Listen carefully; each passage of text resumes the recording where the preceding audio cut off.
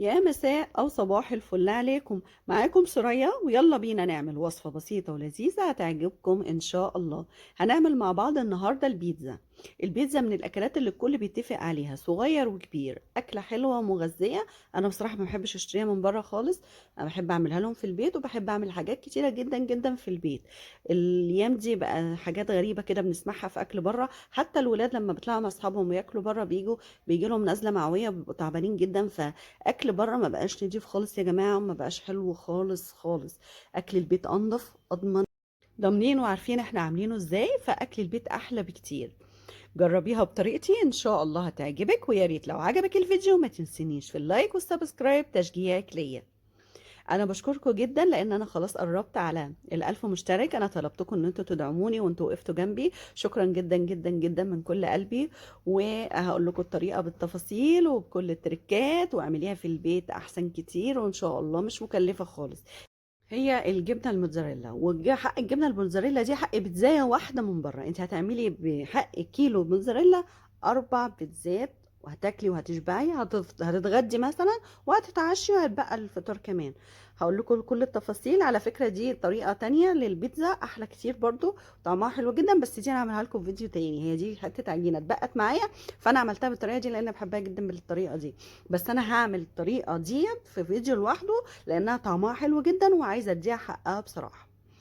تعالوا نشوف عملنا الكلام ده كله ازاي. اول حاجه العجينه، انا جبت كيلو دقيق، وكيلو دقيق تكوني انت عارفه انا بصراحه بستعمل دقيق المنار، بيبقى حلو جدا جدا في المعجنات. ده كيس كيلو انا هنخله، ولازم تنخلي الدقيق. اي حاجه بتعمليها لازم ننخل الدقيق. بندخله اولا هواء، ثانيا لو في اي حاجه بتخرج منه. هننخل ده كيلو دقيق، حطيت عليه باكو بيكنج باودر، والبيكنج باودر بيخليها هشة كده وطعمها حلو جدا. وهنحط كمان كيس خميرة فورية.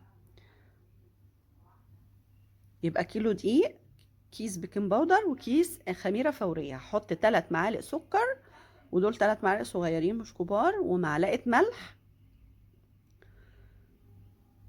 وهنزل كمان بعلبتين زبادي. وجربي البيتزا بالزبادي تبقى هشة جدا وطعمها حلو جدا جدا جدا. بنطعم العجينه كده وبنديها طعم. طبعا بره ما بيعملوهاش بالطريقه دي. انا بنت اختي ما بقتش تاكل البيتزا اللي انا ما بقيت اعملها لها في البيت. هي ما بتحبش البيتزا خالص، بس لما بقيت انا اعملها في البيت بتقولي طعمها حلو جدا يا خالته، انا مش باكل البيتزا الا من ايدك. وتقريبا نص كوباية زيت. يبقى كل اللي حطيناه علبتين زبادي، نص كوباية زيت، كيس بيكنج باودر، وكيس خميرة فورية، ومعلقة ملح، وثلاث معالق سكر على كيلو دقيق. المية تقريبا نص لتر، بس ممكن ازيد وممكن اقل حسب نوع الدقيق. احنا بنخلي المية دافية وانزلي بيها شوية بشوية لحد ما العجينة تظبط معاكي. انا بصراحة مش بعاير، انا بحط حبة بحبة لحد ما العجينة تظبط معايا. انت لو عايزه بالمعيار بالظبط، كيلو دقيق بياخد نص لتر ميه. بس يعني قللي شويه او كتري شويه حسب نوع الدقيق بتاعك. بس هنزل بقى بالميه شويه بشويه لحد ما العجينه تظبط معايا. اعجني، والبيتزا بتحتاج عجن، لازم تعجني كتير. فيعني عجني بقى من 7 دقايق ل10 دقايق كده، عجن مستمر. بعد ما العجينه تظبط معاكي عجني من 7 ل10 دقايق، العجينه هتبقى تحفه معاكي. انا خلاص ابتدت لما كل حاجه وظبطت، هحط بقى تقريبا ربع كوبايه زيت كمان، وهعجن بقى. اعجني بقى من 7 ل10 دقايق. لو عندك عجان هيسهل عليكي الموضوع، والدنيا هتبقى حلوه وزي الفل. طب ما عندكيش عجان، اعجني بايدك زي كده، وبرضه هتطلع نفس النتيجه. هنعجن بقى لحد ما العجينه بقت سهله معايا. نضفت ايديا ونضفت الطبق، عرفت كده ان هي ظبطت معايا وبقت زي الفل. هحطها بقى، اسويها كده واحطها في الطبق، وهغطيها بمعلقه زيت. يعني هحط عليها على وشها كده معلقه زيت عشان ما تنشفش. معلقه بس، حاجه بسيطه خالص كده من الزيت. وهغطيها بصينيه، بحب احط صينيه وادفيها بقى بفوطه كده، والمكان يكون دافي لان الجو ساقعه وهي بتغيب شويه عقبال ما تخمر. فهي بتغيب شويه، فمعلش يعني لا تحطيها في مكان دافي، يا تغطيها وتدفيها كويس جدا. بس انا غطيتها بصينيه وحطيت عليها فوطه. وهنعمل بقى بقيه الحاجات عقبال ما العجينه تخمر معايا. هي اخدت تقريبا ساعه ونص لساعتين. هاجي بقى اعمل الصلصه بتاعت البيتزا. حطيت فصين 3 توم كده مهروسين، حط عليهم معلقتين زيت وهقلبهم مع بعض كويس. واول ما التومه تبتدي تتحمر معايا تسخن كده مع الزيت عشان تدي طعم في الزيت، هنزل بالصلصه اللي ضرباها ومصفياها كويس. بس دي طماطم ضرباها وصفتها، هنزل بمعلقه كبيره من الصلصه الجاهزه اللي بنجيبها من السوبر ماركت. هحط معاها كمان مكعب مرق، وهحط معلقه من الاوريجانو او الاوريجانو، تقريبا معلقه كبيره من الاوريجانو، لان هي دي اللي بتوصل البيتزا للطعم اللي زي بتاع بره اللي متشاه من بره بالظبط. بس هحط كمان معلقه كبيره عسل.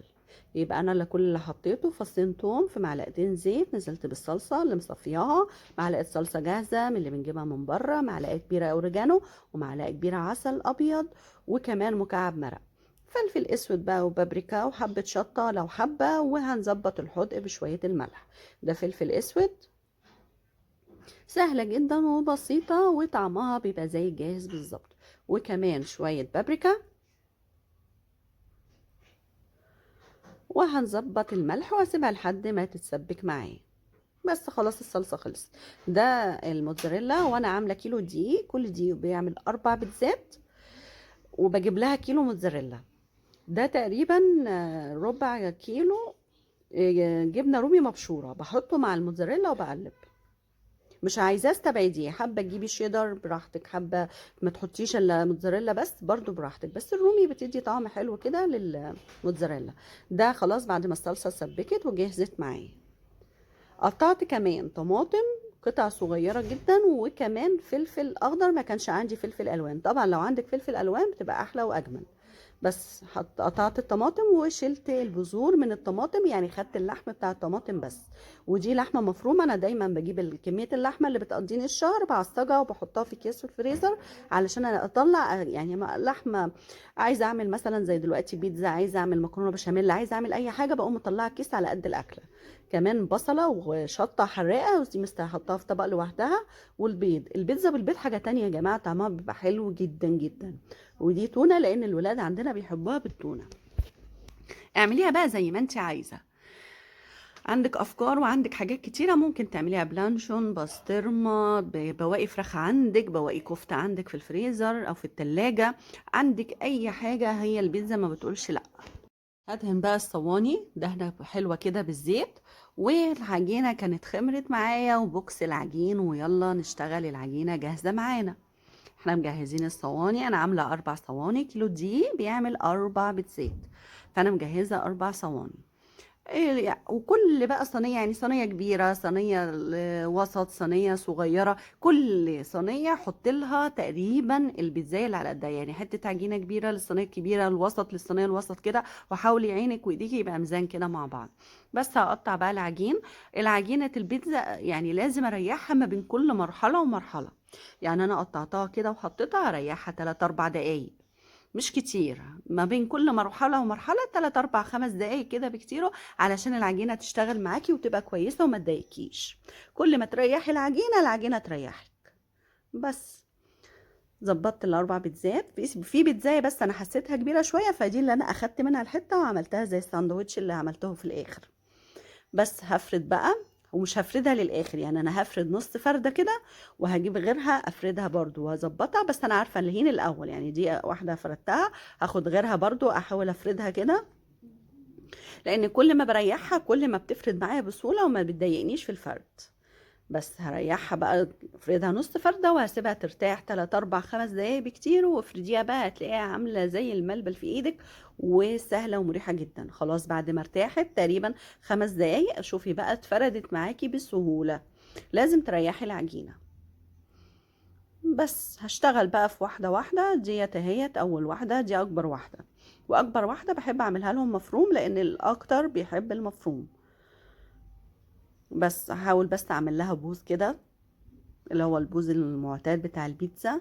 احاول برضو ايدي تبقى ميزان، واحاول العجينة كلها تبقى سمك واحد على قد ما تقدري يعني.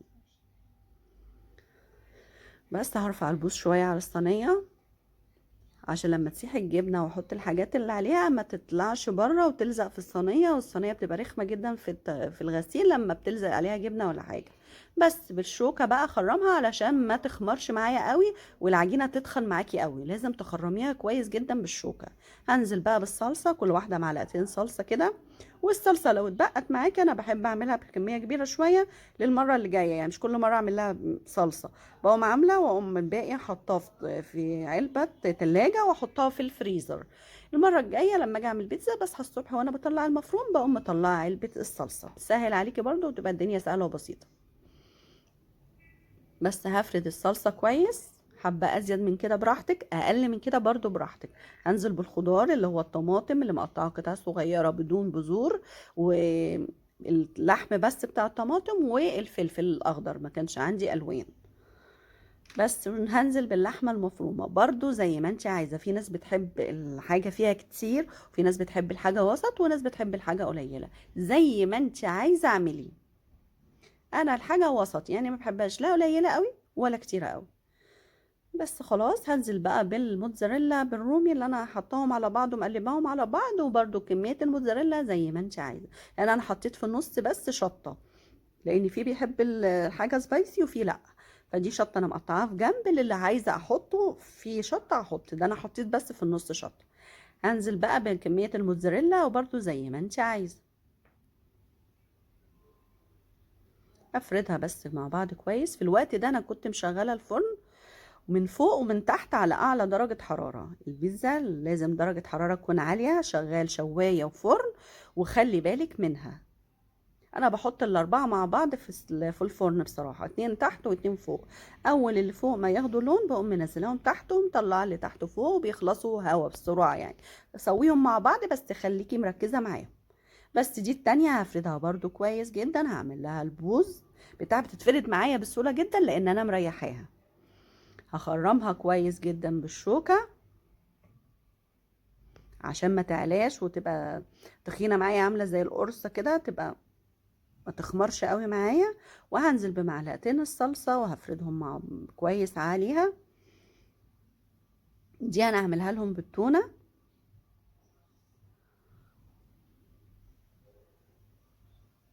اعملي بقى بالافكار اللي انت عندك سجق اعملي، عندك بواقي كفتة، على فكرة مرة عملتها بواقي كفتة كانت تحفة جدا.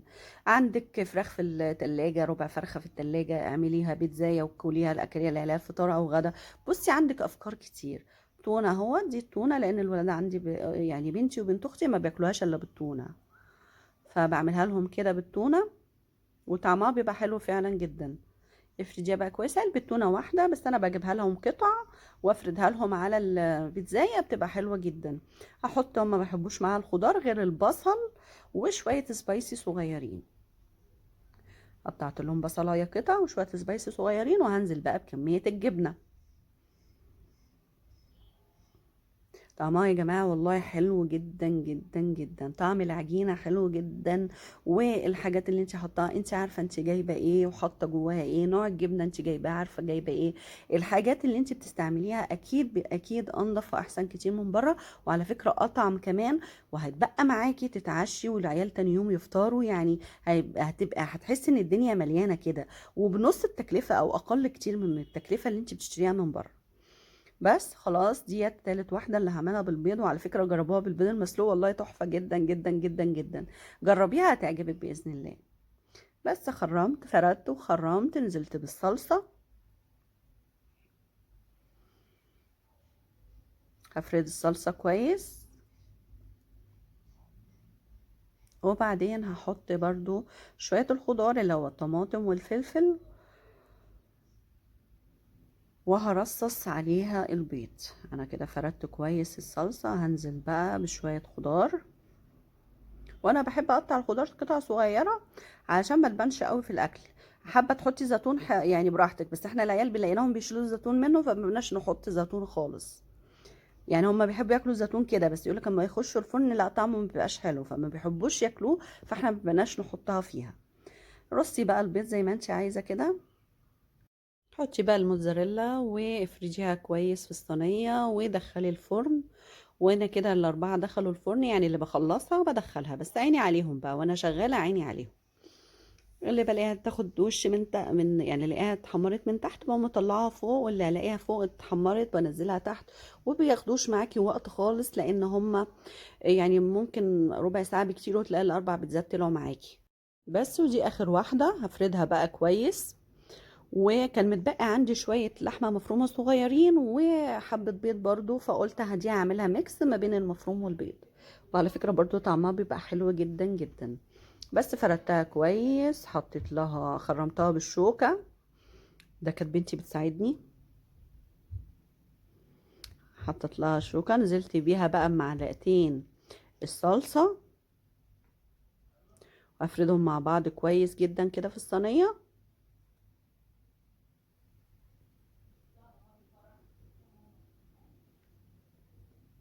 وهنزل بقى بشوية الخضار.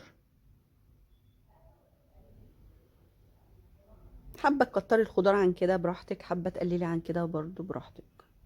انا مقطعة للكيلو بيتزا تقريبا 3 طماطمات وسط و3 فلفلات. وحطيت بقى قرنين شطة كده لوحدهم في جنب عشان لو حابة اعمل حاجة سبايسي. دول الشطة نزلت بيهم بقى اهوت. في الميكس دي عملتها حراقة صراحة، عملتها سبايسي والشطة كانت حراقة جدا. بس هنزل بقى ببقية المفروم اللي عندي.